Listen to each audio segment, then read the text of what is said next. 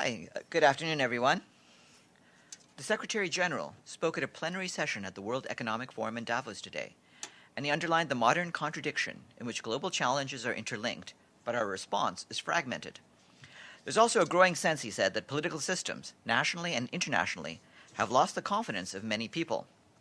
Speaking as a multilateralist, he said that we should not vilify those who don't agree with us and have lost faith. We need to understand the root causes of why large sections of the population disagree with us, and to address the discontent of those who feel they were left behind. Governments and international organizations need to act and show that we care, he said, during a conversation with the former Norwegian foreign minister and current president of the World Economic Forum, Børge Brende.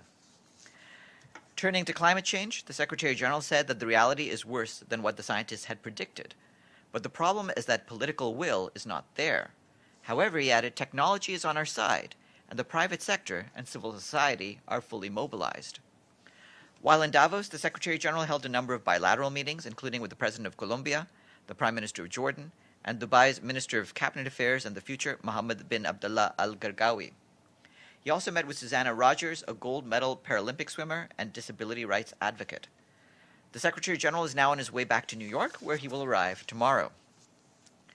You will have seen that last night we issued a statement on Venezuela, in which the Secretary General said that he is concerned about reports of casualties in the context of demonstrations and unrest in the country, and he called for a transparent and independent investigation of these incidents. He urged all actors to lower tensions and pursue every effort to prevent violence and avoid any escalation, and underlined the urgent need for all relevant actors to commit to inclusive and credible political dialogue to address the protracted crisis in the country with full respect for the rule of law and human rights. I would like to confirm that the Secretary General welcomes the recent announcement by the Emir of Qatar to allocate $50 million to support Syrian refugees and displaced persons in the Middle East affected by the recent severe weather in the region. The Secretary General is very grateful to the Emir and the people of Qatar for their generosity. As you know, the recent harsh winter conditions in the Levant has had a horrific impact on the populations who are already vulnerable, both refugees as well as the communities hosting them. Humanitarian partners continue to respond to the needs of those who have been affected and are reinforcing preparedness and mitigation efforts. These difficult conditions make Qatar's donation extremely valuable and timely for the UN system's efforts to help vulnerable people. Earlier today, the Undersecretary General for Peace Operations, Jean-Pierre Lacroix, spoke in Khartoum, Sudan at the opening of the direct dialogue between the government of the Central African Republic and 14 armed groups convened under the African Union Initiative for Peace and Reconciliation in the country. Mr. Lacroix conveyed the UN support for the African Initiative to end the crisis in the Central African Republic and called on all parties to seize this important opportunity to bring the country back on the path to stability, peace, and development. Mr. Lacroix will then travel to Chad from the 26th to 29th of January to pay tribute to the 10 Chadian peacekeepers of the UN mission in Mali, killed in an attack against their base in Agalhouk on the 20th of January. He will attend a memorial ceremony that will take place in N'Djamena next Monday. I've been asked about the appointment of the new envoy for the Great Lakes region. You may recall that on the 22nd of January, the Secretary General announced the appointment of Ambassador Wang Xia of the People's Republic of China as a special envoy for the Great Lakes region. Mr. Xia will assume the position of Special Envoy on the 1st of April 2019. The Secretary General reiterates his deep gratitude to his outgoing Special Envoy, Syed Djinnit, for his distinguished service in West Africa and the Great Lakes region, respectively, over the past 11 years. During that period, Ambassador Djinnit worked closely with the African Union, as well as regional organizations and mechanisms, to tackle complex peace and security challenges on the continent. The Secretary General particularly appreciates Mr. Djinnit's efforts to advance the implementation of the Peace, Security, and Cooperation Framework for the Democratic Republic of the Congo and the region.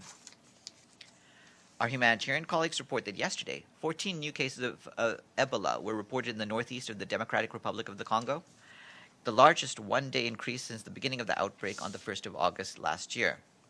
9 of the new cases were detected near Butembo, a city of 1 million inhabitants.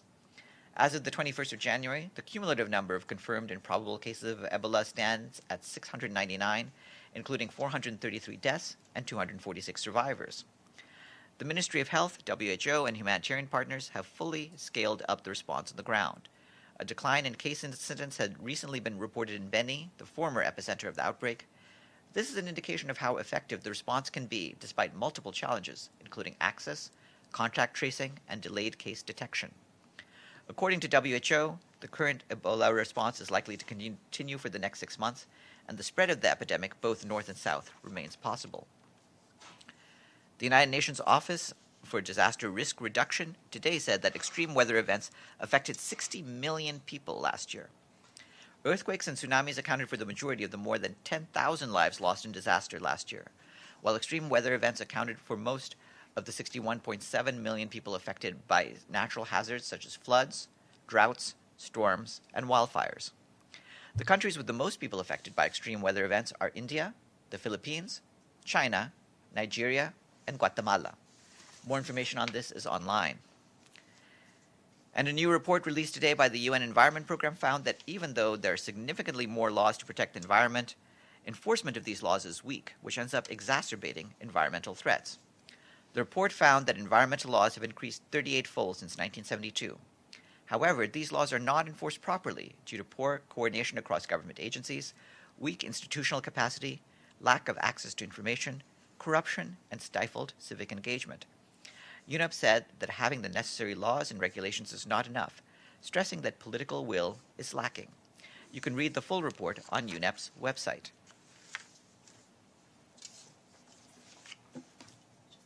And this just in. On Yemen, Special Envoy Martin Griffiths and General Patrick Camert are currently in Riyadh.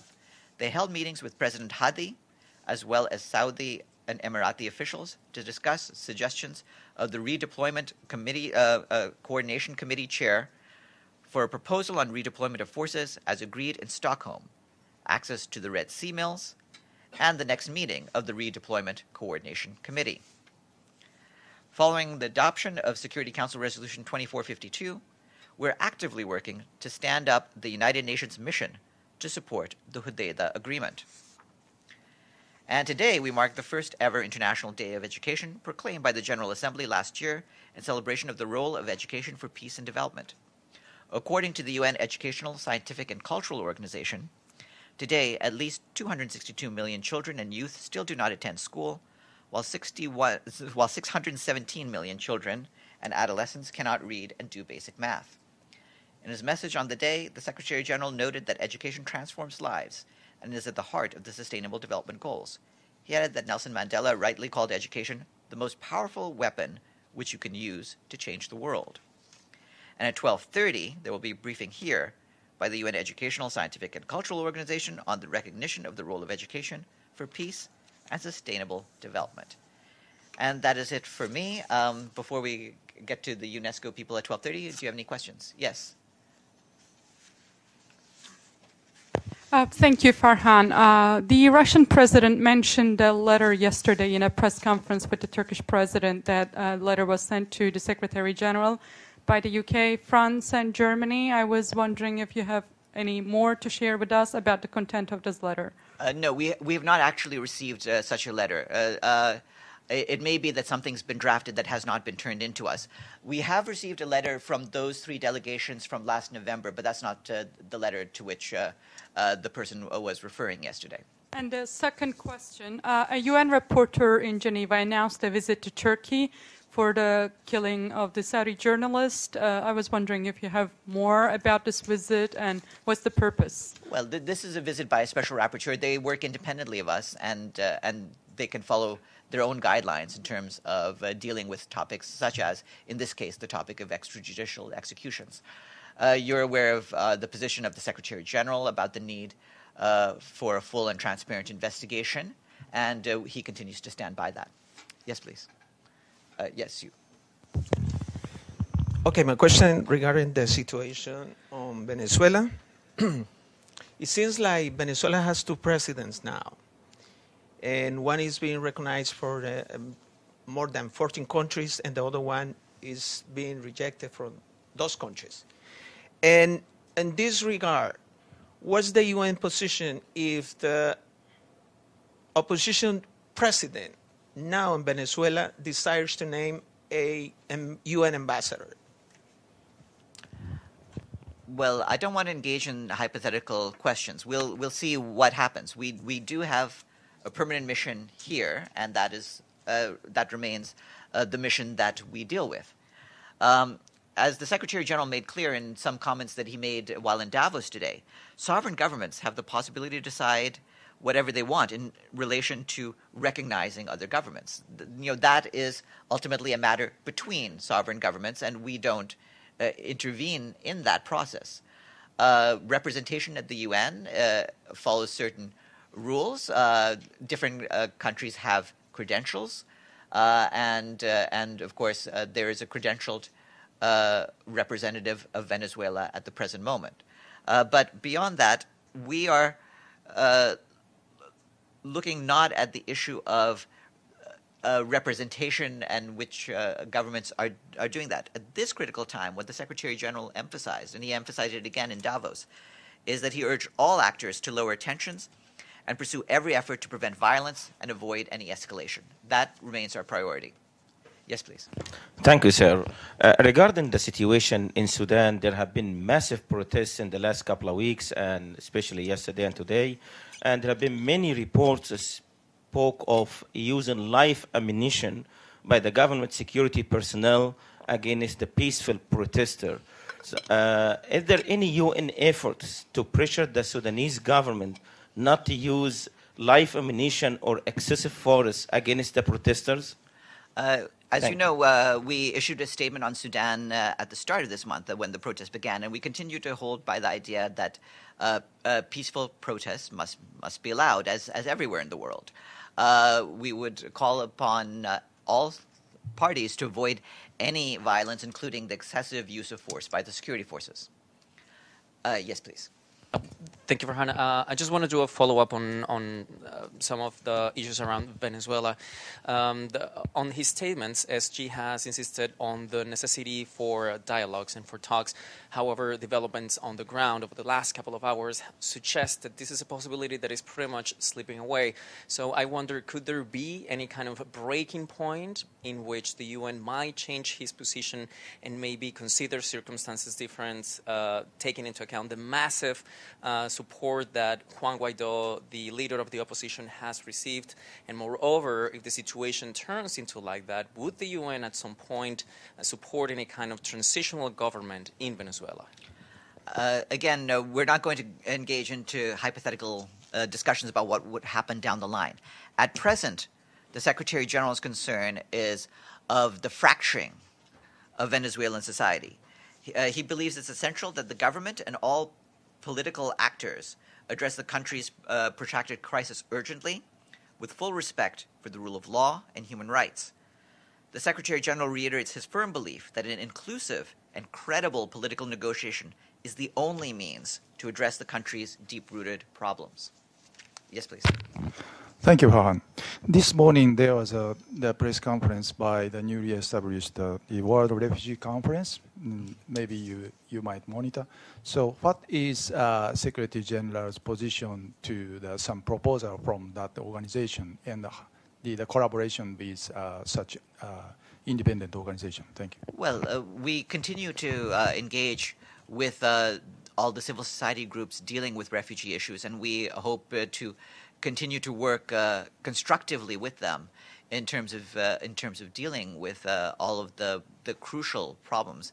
As you know, the Secretary General has spoken out both in his current capacity and as High Commissioner for Refugees for the need to work together in addressing the challenges posed by refugees, and he continues to do that. Yes, please. Yes, please. Regarding Venezuela, I read the statement that you put out yesterday, but I know the foreign minister of Venezuela was here last week meeting with the Secretary General precisely to alert him about the coup d'etat that was coming. And I wonder, besides encouraging all the sides to lower the tensions, what is the UN willing to do to encourage this dialogue? Well, as you know, UN good officers are always available if both parties avail themselves of that. The Secretary General made that point again today.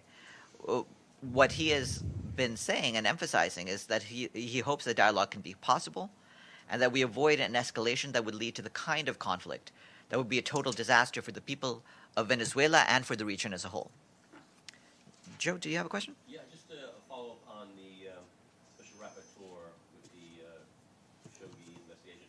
Are you saying that was this prompted by any UN member state, or was this this person's own intention to do this inquiry? Can you give us more about how this occurred? Well, you'd have to discuss with Agnes Kayamar, the special rapporteur, how she goes about her work. She's an independent expert and can follow the course that she so chooses. On our standpoint, as you know, we've made the call for an investigation. We've reiterated what the conditions would be in terms of receiving a request, first and foremost, from a member state for any UN involvement. And as you're aware, up till now, we have not received any such formal request from any state. Yes, Linda. Thank you, Farhan. This is going to another part of the world, Ukraine. I was wondering what the latest developments are in terms of either UN involvement in providing humanitarian aid, and also the status of the political process. Well, on the status of the political process, I mean, the basic point is that we continue to encourage the parties to work through the process in line with the Minsk agreements, and we continue to urge them to avoid any unilateral steps that could depart from the Minsk agreements. For the humanitarian situation, it remains largely the same as we've been reporting, that we want the parties to the conflict to continue to ensure humanitarian access to people who need humanitarian assistance there. Yes. Thank you, sir. The Foreign Minister of Kuwait, Sheikh Sabah Al-Khalid Sabah, is visiting the UN at the moment. Any idea if he will give any press briefing, or can you shed some light about that visit? Well, if he does intend to give a press briefing, we'll put it on our schedule and you'll be able to attend. But we haven't received anything to put on our program of press briefings at this point. Yes, please, in the back. Hi, thanks, Farhan. On the special rapporteur going to Turkey, are you able to confirm the dates that she's planning that trip?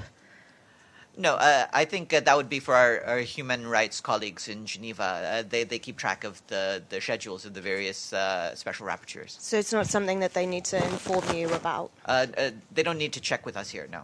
Okay, thanks. All right. Have a good afternoon, everyone.